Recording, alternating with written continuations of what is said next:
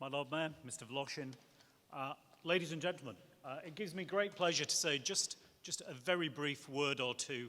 Firstly, to add my thanks to Mr. Voloshin and the delegation he's brought with him today, and to really mark the fourth meeting of the MIFC Joint Liaison Group. During the morning's very productive session, we talked a great deal about the work that's currently underway. And I won't repeat what Danny mentioned earlier so well and effectively in terms of the different work streams. But the point I would like to make is actually how quickly one can forget where one started off. It's only 2 years ago that we had what we thought would be a wonderful idea to help support the work of Moscow as an international financial center. And I remember explaining this to colleagues and to people across the city, some of whom were perhaps a tad skeptical that we could bring anything to fruition. It's amazing the distance traveled in just 2 years. Here we are with 7 work streams, all of which are pursuing a crystal clear agenda with key milestones, with projects already delivered, with conferences held, reports published, and actual changes of policy delivered. So it's with a degree of satisfaction, with a degree of pride, but actually a degree of humility in just remembering how many people have got us to this point that I'm so pleased to be able to say a few words today. One of the statistics mentioned was the fact that we now have 300 market participants, people, firm, organizations actually participating across the 7 work streams. A major achievement, actually, with contracts already being written, business being done. To borrow a phrase of Danny's, the pipes are working between Russia and here in London. Business is flowing between them. And the pipes are getting bigger, and hopefully more pipes, as we this morning agreed 2 further work streams that will see this work continue emboldened into next year. And so it's with that sense of a job well underway, not completed, but a job well underway, that we have ambition for what 2013 will bring. I know that we've only managed to get this far because of the terrific support that we've had from colleagues across industry, but also at a political level as well. And Mr. Voloshin, thank you very much indeed for that. Mr. Kosov, thank you so much for the work you've been able to do in making sure that's happened. At the recent Intergovernmental Conference, this work was singled out as a signal sign of success and how our 2 countries, our 2 great trading nations, are working better together. So thank you for the support that's been put in. It is my role to say a few thank yous, and forgive me, the list will be too long because I would like to thank all 300 and some people who were involved in the projects. So forgive me if I don't. But I would like to say a particular thank you to Denis Ivanovov, for all the great work that you put in making this happen, Denis. You are an unsung hero. Let me sing you. So, thank you.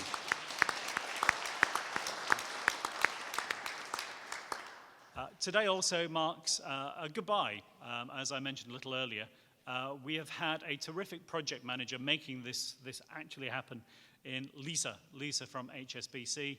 Sadly, her time with the City UK is coming to an end and she must return to HSBC, but she has been a terrific individual in making sure that the project was incredibly well run. So with that indulgence, I'll say thank you to Lisa as well.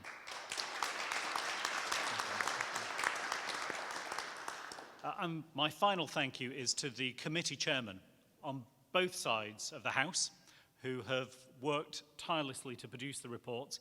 And actually, though they are the people who motivate things, who motivate our work to actually achieve the deadlines, sometimes the rather difficult and impossible deadlines that we set for ourselves. And the great thing about having these meetings every 6 months is that there is a clear timescale, an urgency to the work, and actually that really does mean that we have to deliver time and time again. So can I please thank all the chairs who've been involved in this.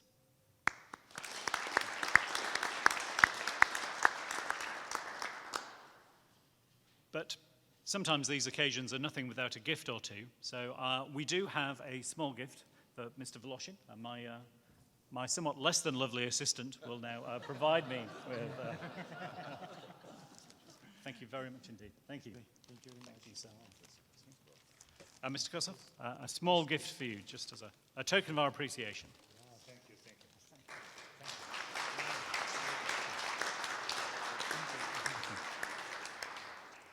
And now let me hand over to our new Deputy Chairman of the Russia CIS Group, Stuart. Thank you. Thank you very much. We at Ernst & Young have a small gift for all of you in the room. That would be lunch. Hopefully you'll enjoy that. I really, I also realize, having made that statement, that there's really not much point in saying very much more because I'm standing between you and lunch. I think we're reaching the end of civilization. That would be, I think, on the 21st of December, if you're Mayan.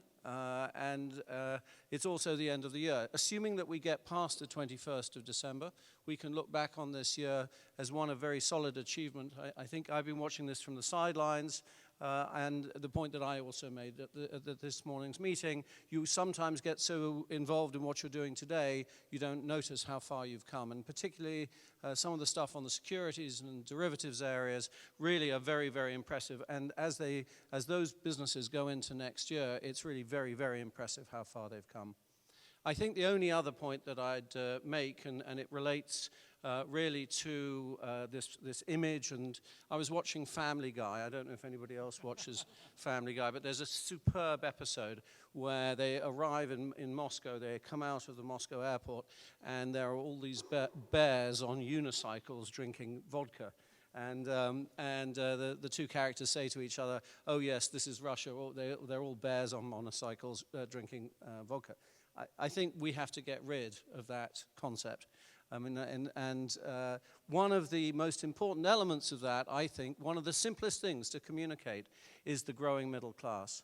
And if I had a choice, if somebody gave me a cameraman, I would go down to IKEA and I'd spend a Saturday in IKEA, and then I'd do the same thing out in the regions, and I'd show this consumer growth, this normal consumer growth of normal people not buying Lamborghinis, buying IKEA furniture and improving their lives. And I think that says so much about where Russia is in terms of its development, that there are this large group of people who are pursuing their dreams in a normal way.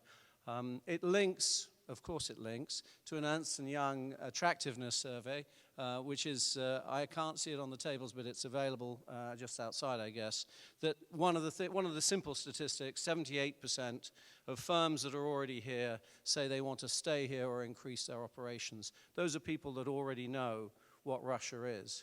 Of course, some people want to tear that report up because they don't want competition coming. I think our job is to make sure people understand just what an operating environment is and how many opportunities there are. Anyway, thank you very much. Enjoy lunch. Thank you.